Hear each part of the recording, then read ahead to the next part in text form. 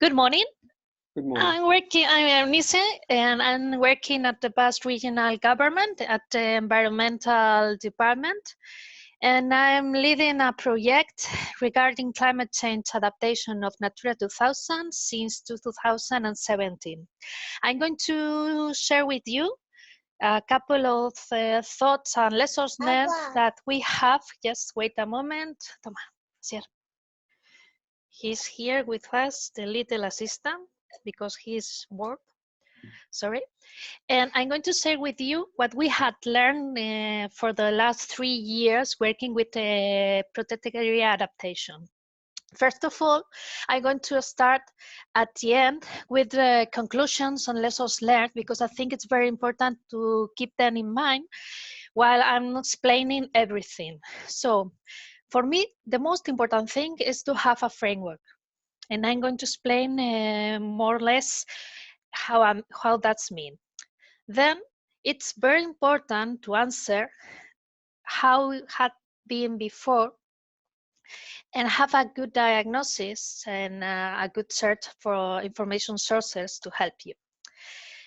Afterwards, we have been working a lot, and we have tried to take advantage of what it had been done before and the current information we had to manage. For instance, our resources, the time, the current management plan of Natura 2000, and try to look for opportunities and trying to integrate the climate change in the different sectors.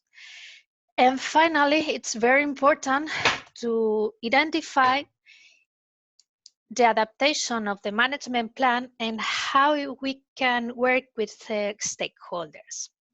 Okay, this is a brief summary, but I wanted to underline that a framework is very important because it's not only about methods, but about selling your adaptation measures to stakeholders, politicians, managers, and so on. That's why it's very important to keep people engaged. And for instance, working for politicians, sustainable development goals are very important things because some of them are working with them and they are very easy to understand. Thus, for instance, maybe you can see in my screen the arrow. Well, you can see here the biosphere and the Sustainable Development Goals related with biodiversity, terrestrial and marine one. And with them, we can fund the climate change adaptation, which can be very easy. Okay, sorry. So I'm going to say you also that the framework is very important at the political point of view. In the Basque Country, we do have a lot of strategic planning related to environmental issues, such as our climate change and biodiversity strategies. And also at the technical point of view, it's very important because we can here see how we are managing our climate change adaptation following the IPCC fifth report framework.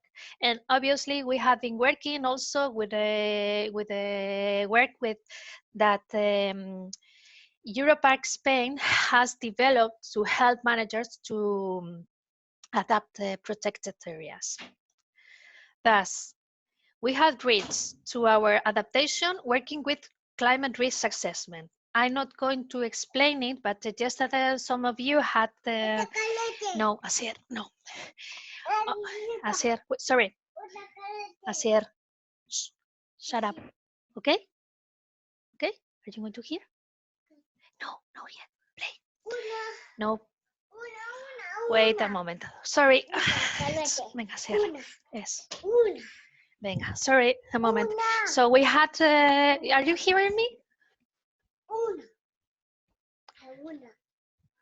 We hear you, but we can wait for a minute. Okay, just a minute because the baby is out of control at this moment. He was very quiet until 10 o'clock and now he's playing thus. That's what kids do, huh? Yeah.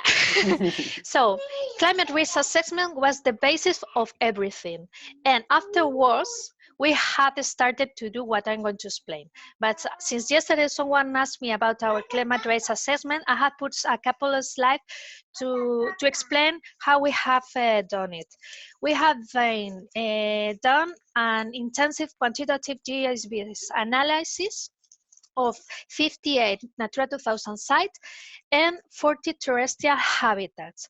To do that, we have used quantitative exposure measures by applying species distribution modeling and our climatic variables with high resolution at regional level. We have applied IPCC 2014 method, and we have developed a quantitative index to identify sensitivity and adaptive capacity.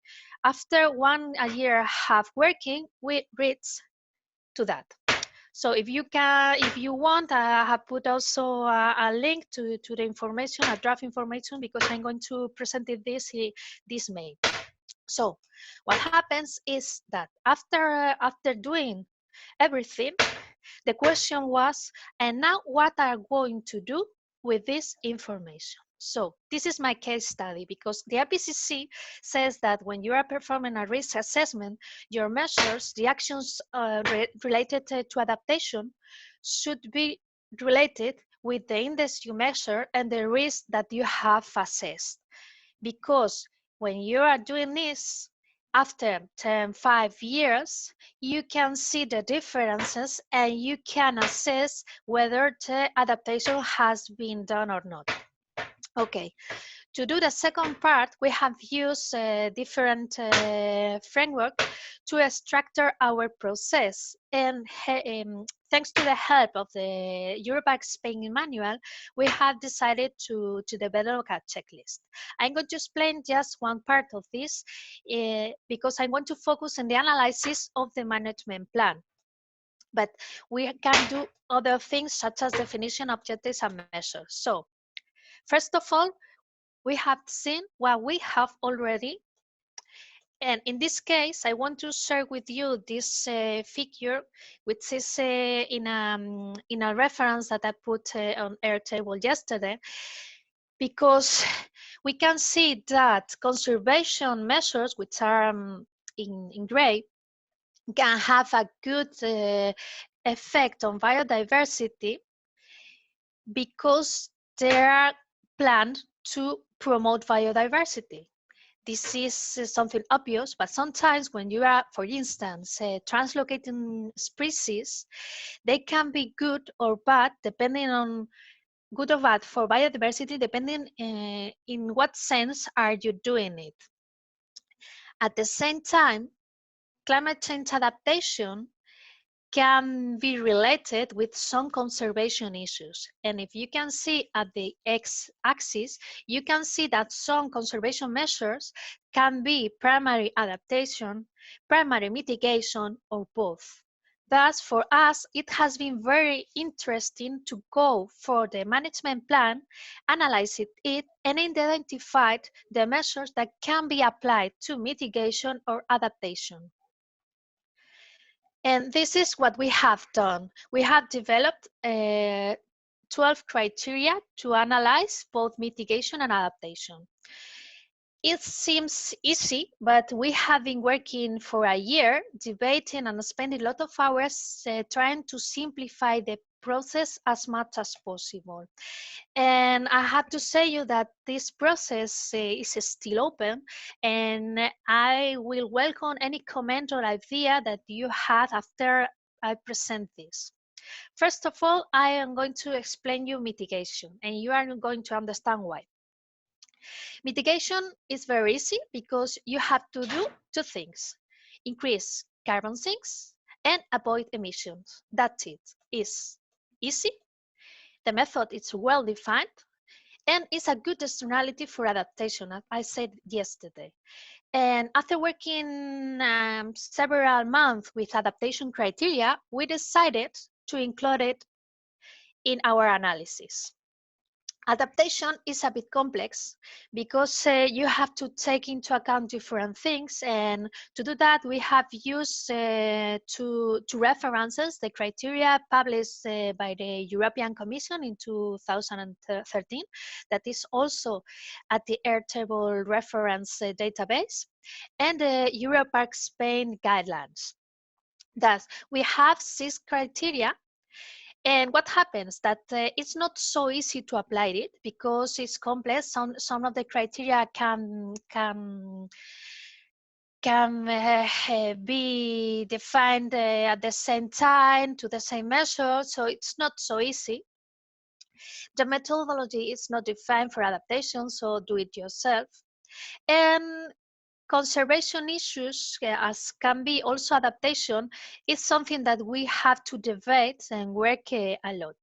These are the sub-criteria we have developed because depending on the people, the criteria segment was different. So we have been working a lot to define and to reach an agreement to say that if you are reading a measure related to, for instance, ecological restoration, which is the first row, it's always the criteria that says that we are going to reduce non-climatic pressures. And that's what we have done for a year. This is the criteria list and the sub-criteria. And what are doing with that? Well, we have took the first analysis, the risk assessment, and we have analyzed all the Natura 2000 and identified that the highest risk in the terrestrial Natura 2000 was in Montes Altos de Vitoria site. And inside that site, we have analyzed everything, and we have seen that the habitat 9160 was at the highest risk. So what we have done? Well, so this is a photograph of the site, full of habitat related with mountains, forests, and pastures. We have a management plan published already. And we have analyzed using the method that I have explained you. And we can see here some of the results. There are a lot of results, but I'll show you the results of the regulation and the actions. We do have an annex called Annex 2, in which there are a lot of regulation for that site. And we have analyzed the objectives and the measures. And we can see that taking into account the mitigations, there are a lot of regulations published that focus in avoiding measures related to dead biomass. If we go to the third annex, in which the actions are listed, we can see that the carbon sink in the increasement of carbon sink in dead biomass is the main focus of mitigation measures, taking into account the climatic perspective. Thus, I can say you that thanks to this analysis, we can see that if you want to go for mitigation, you have lots of things already written and approved related to dead biomass. Maybe you should focus in other mitigation things, topics related to soil carbon sink, or living biomass that should be managed in other way. Taking into account adaptation, we can see that regulations are focused mainly on reducing non-climatic pressures. In the meantime, adaptation actions related with the actions that are nowadays published and approved are related with improvement on the conservation status of essential elements. This is one kind of results of our analysis. But if you want to go more specific, we can go to the Habitat 9116, for instance, which is a type of forest that has a very reduced distribution in that site. That's why it is very in jeopardy due to climate change, because its exposure is 100%. And we can prioritize the management actions taking into account the climate change risk.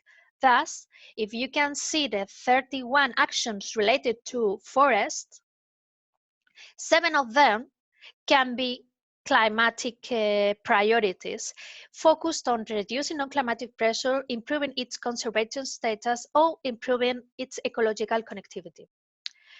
You can, and obviously, taking into account our philosophy in this work that was not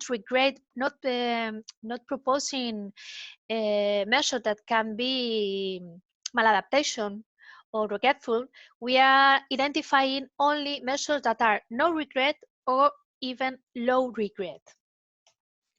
So the second thing that we can do with prioritized actions is to rewrite them or be more specific. So I put you here the 24 regulation, in which they say that when you are going from plantation, which are mainly from exotic species, to autochthonous forest, if you want to take into account the climate change risk result, you should focus on the 9160 habitat at the sites that should be potentially being climatically more friendly for that habitat, promoting the climatic refugia or shelter at the climate change scenario of 2100 year.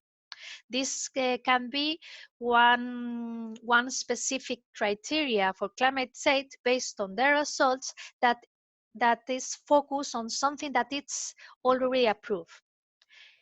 Thus, we can redesign some prioritized actions to include that climate change, and we are not going to regret it. Third, and just to finish, you are also wanting to propose new management actions, which is something very, very important when you are analyzing climate change perspective in a management plan that is not going to take into account the climate change, because it has not taken into account when it was written.